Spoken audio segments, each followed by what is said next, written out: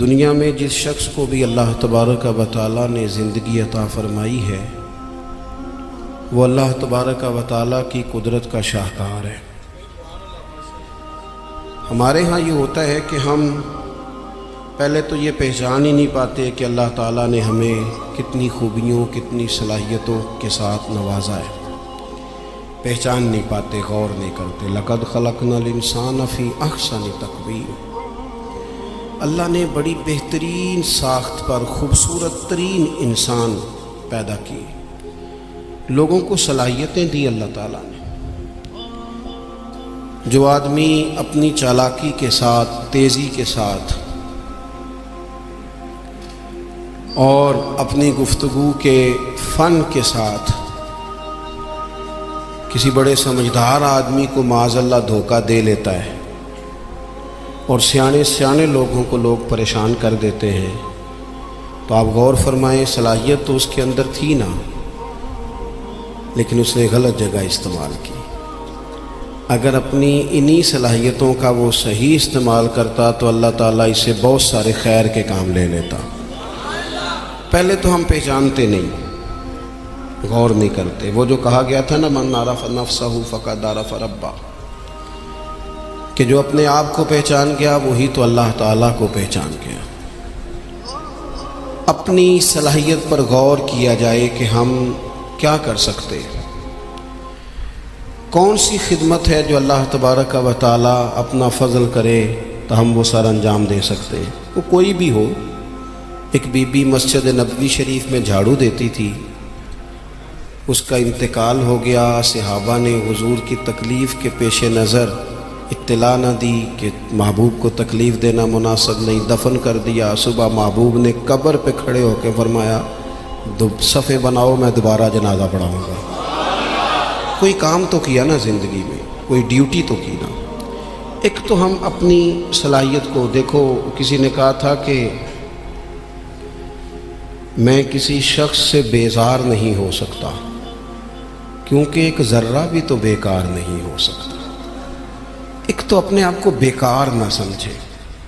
ہمارے ہاں لوگ کمزور پڑ جاتے ہیں، میں غریب آدمی ہوں، میں پیچھے رہتا ہوں، میری کون سی فوٹو آتی ہے، میں کون سا چار لوگوں میں پہچانا جاتا ہوں، پیسے میرے پاس۔ یہ کمزوریاں ہیں، یہ خود اعتمادی کو ختم کرتی ہیں۔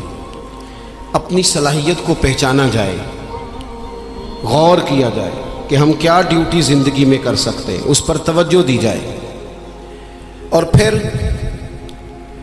جب اپنے آپ کو پہچان لیا جائے کہ بھلا میں، یہ دیکھیں نا، مدارس، مساجد، خانقاہیں، یہ سارے سلسلے، اس میں اگرچہ نام ایک بندے کا لکھا ہوتا ہے کہ فلانے نے بنائی ہے، لیکن اس میں سینکڑوں لوگ شامل ہوتے ہیں۔ یعنی وہ جگہ دینے والا بھی بڑا باکمال آدمی ہوتا ہے، وہاں ڈیوٹی دینے والا بھی بڑا باکمال آدمی ہوتا ہے۔ یہ بڑے باکمال لوگ ہوتے ہیں۔ کہنا پیر صاحب نہیں ہوتا ہے، تعریفیں پیر صاحب کی ہونی ہوتی ہیں۔ اور اب تو اللہ خیر کرے، بعض آستانوں پہ لوگوں نے باقاعدہ بندے رکھے ہوئے ہیں تعریفیں کرانے کے لیے۔ اللہ والوں کو اس کی ضرورت نہیں ہوتی۔ خوشبو کو بھی کبھی بتانا پڑا ہے کہ میں خوشبو بتایا نہیں کرتی، خوشبو تو آیا کرتی ہے۔ تو یہ نام تو قبلہ پیر صاحب کا ہی آئے گا، انہی کا ذکر آئے گا، چلیں اچھے لوگ ہیں، آنا بھی چاہیے، لیکن بڑی خدمات ہوتی ہیں ان لوگوں کی جو آستانوں پہ ڈیوٹیاں کرتے ہیں، جو پیر صاحب کے آنے والے مہمانوں کی خدمت کرتے ہیں، جو وہاں رات کو دیکھتے ہیں، جو وہاں ڈیوٹی کرتے ہیں۔ اگر یہ سارے لوگ نہ ملیں تو کام ہوتا نہیں۔ تو ایک تو دیکھیں کہ صلاحیت کیا ہے۔ دوسری بات یہ کہ جب پتہ چل جائے تو پھر وقت کو بیکار ضائع نہ کریں۔ رب کے بندوں میں اور عام بندوں میں فرق کیا ہوتا ہے؟ عام لوگ وقت ضائع کرتے ہیں، رب کے بندے اپنے وقت کو قیمتی بنا کے رب رسول کو راضی کر لیتے ہیں۔ ہمارے اوقات ضائع ہوتے ہیں۔ ڈھیر سارے لوگ ہیں، وہ کہتے ہیں میں بور ہو رہا ہوں، تو میں اکثر کہتا ہوں کہ بور ہونے کے لیے بھی تو ٹائم چاہیے نا۔ ہمیں تو ٹائم ہی نہیں ملتا، بھلا کس وقت بور ہو، ٹائم ہی نہیں ملتا۔ وہ جناب آپ پوچھیں کسی آدمی سے کہ یہاں کیوں کھڑے ہو، کہتے ہیں میں ٹائم پاس کر رہا ہوں، تو میرا کئی دفعہ دل کرتا ہے پوچھنے کو کہ آج آپ نے ایک سپارہ قرآن پاک کا پڑھا ہے؟ محبوب تو پوچھتے تھے نا صحابہ سے صبح کہ آج کسی نے جنازہ پڑھا ہے، مسکین کو کھانا کھلایا ہے؟ آج فلاں آدمی نے کوئی نیکی کی، محبوب سوال کرتے تھے تو ٹائم پاس کر رہا ہوں جی، بھی اتنا ٹائم آیا کہاں سے جسے پاس کرنا پڑا؟ بعضوں کا 1 منٹ ٹھہرنا میں آیا، او بھئی 1 منٹ میں 3 دفعہ سورۃ اخلاص پڑھی جا سکتی ہے اور پورا قرآن پاک پڑھنے کا ثواب ہے۔ آپ نے 1 منٹ کو ایسے سمجھ لیا ہے وقت کا ضیاع۔ یہ بہت سارے لوگ ہیں جو تبصرے کرتے ہیں، فارغ ہیں، کام کوئی نہیں، اس پر بھی تبصرہ، اس پر بھی تبصرہ، اس کی بھی بات کرو۔ بھئی اتنا تو ٹائم ہی نہیں ہے کہ آپ اس کی بات کریں، اتنا کہاں سے وقت آیا؟ نبی پاک علیہ الصلوۃ والسلام نے فرمایا، یہ سیاستہ میں حدیث موجود ہے، فرمایا جب صبح سورج طلوع ہوتا ہے تو دن جب چڑھتا ہے تو دن اعلان کرتا ہے، وہ دن اعلان کرتا ہے کہ لوگوں میں آج آیا ہوں، آج کے بعد دوبارہ نہیں آؤں گا۔ اگر جو کام تم نے کرنا ہے وہ آج کر لو، میں آج آیا ہوں، آج کے بعد دوبارہ۔ آج 10 ستمبر کو جس بندے نے سارا دن قرآن پاک نہیں نہ کھولا، یہ اس سال کا 10 ستمبر اسے دوبارہ نہیں ملے گا زندگی پر۔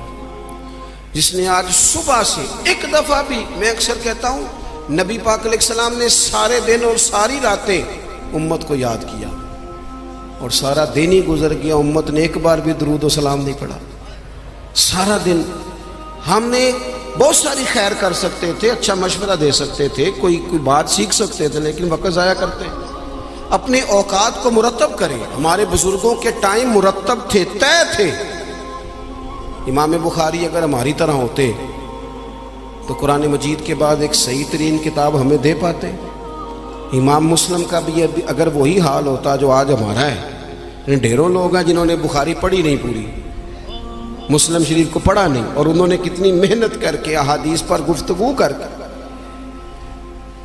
فرق نکال کے کہ یہ حسن ہے، یہ ضعیف ہے، یہ صحیح ہے، یہ متواتر ہے، انہوں نے ہمارے سامنے رکھی۔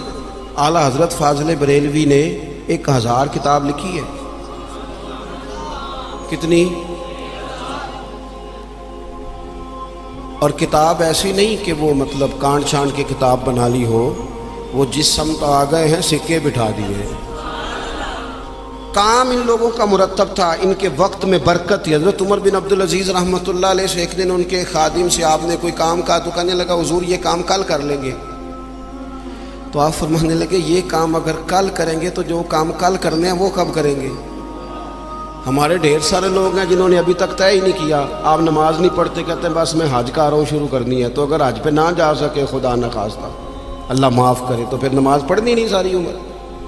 میں وہ بچوں کی شادی کر لوں پھر میں ٹھیک ہی ہوں، تو اگر ایسا وقت آیا ہی نہ ہو، خدا نہ کرے، تو پھر کیا پڑھنی نہیں؟ میں بہت سارے لوگوں سے کہتا ہوں داڑھی شریف رکھ لو، کہتے ہیں میں آج نیک نہیں۔ تو میں نے کہا داڑھی کی قسم ہی اٹھانی تھی، بس نیک ہونا تو رکھنی ہے، روٹی کی اٹھاؤ نا کہ جب تک نیک نہیں ہونا کھانی نہیں، یہ کرو نا بات، باقی سارے کام چل رہے ہیں۔ اور اس پر آپ کسی کو توجہ دلائیں، بلکہ بعض نے چھوٹی رکھی بھی ہوتی ہے، تو میں کہتا ہوں چھوٹی والے کو بھی تو لوگ مولوی کہتے ہیں نا، تو اسے پوری کر، اپنی مرضی کی کیوں رکھتا ہے؟ رب رسول کی مرضی کی رکھ۔ کام جو کرنا ہے اسے شروع کیا جائے، جو ڈیوٹی کرنی ہے اسے، ہمارے ملک میں رواج بنا دیا گیا ہے، کام نہ کرو بیسے کرو، کام نہ کرو کیچڑ اچھالو۔ یہ دیکھو نا کتنی تکلیف ہے سیلاب والوں کو، کتنی تکلیف ہے۔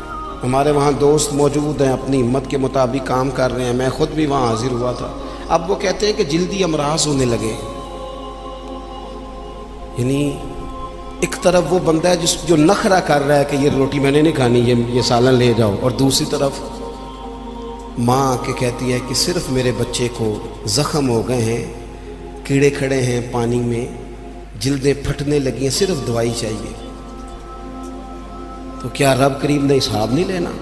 چلے مہربانی کرتے، وزیروں نے تو نہیں جانا تھا، پیر ہی ایک دورہ کر آتے، تھوڑی سی توجہ کر لیتے۔ کیا یہ محبوب پاک کو راضی کرنے کا طریقہ نہیں؟ کیا حضور نے فرمایا نہیں جو میری امت سے محبت کی جس نے اسی نے مجھ سے محبت کی؟ کیا فرمایا نہیں جب میری امتی کو تکلیف ہوتی ہے تو مجھے تکلیف ہوتی ہے؟ یہ کام نہیں خیر کا؟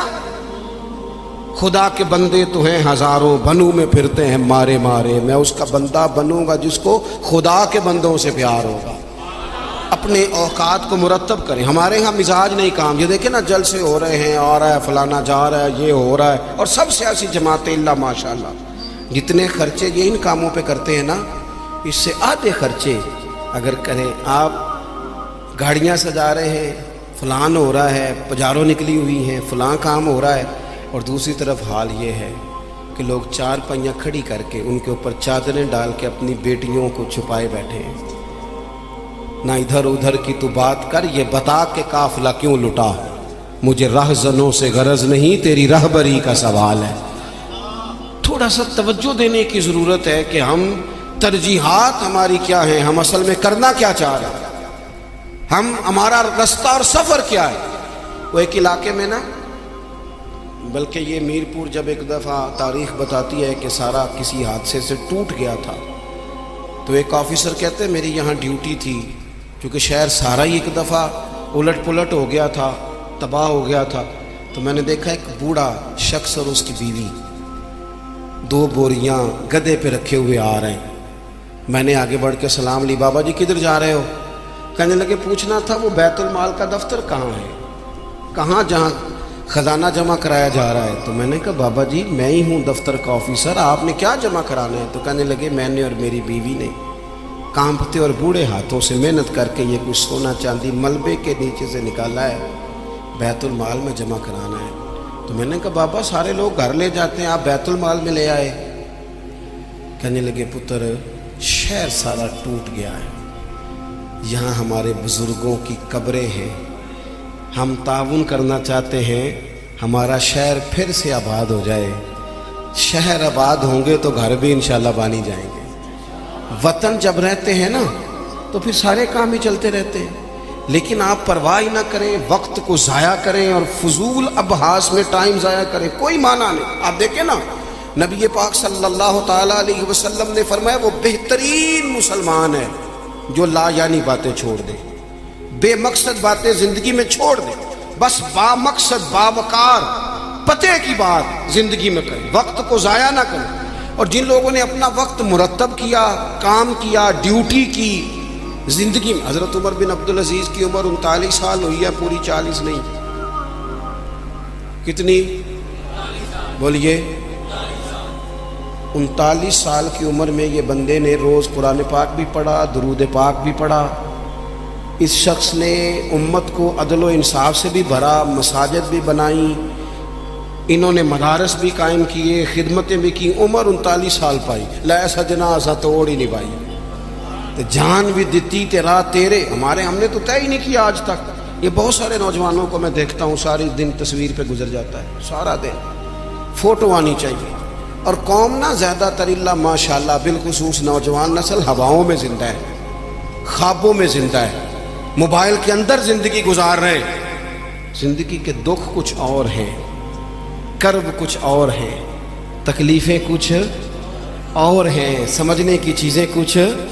جب دوائی کی ضرورت ہو تو پھر گوشت سے پیٹ نہیں بھرا جاتا, پھر دوائی ہی کھانی پڑتی ہے. ترجیحات اور ہیں, ہمیں اور طرف بڑھنا ہے اپنے آپ. اور جب بندہ مرتب زندگی گزارتا ہے نا, جس مقصد کے لیے رب کریم نے اسے بھیجا, الذی خلق الموت والحیات لیبلوکم ایکم احسن عملا, جب وہ بہترین عمل کرتا ہے تو پھر وہ کافر کا نظریہ ہے کہ مر جائیں گے تو فنا ہو جائیں گے, زندگی میں جو موج کرنی ہے کر لو, یہی ہے سارا کچھ.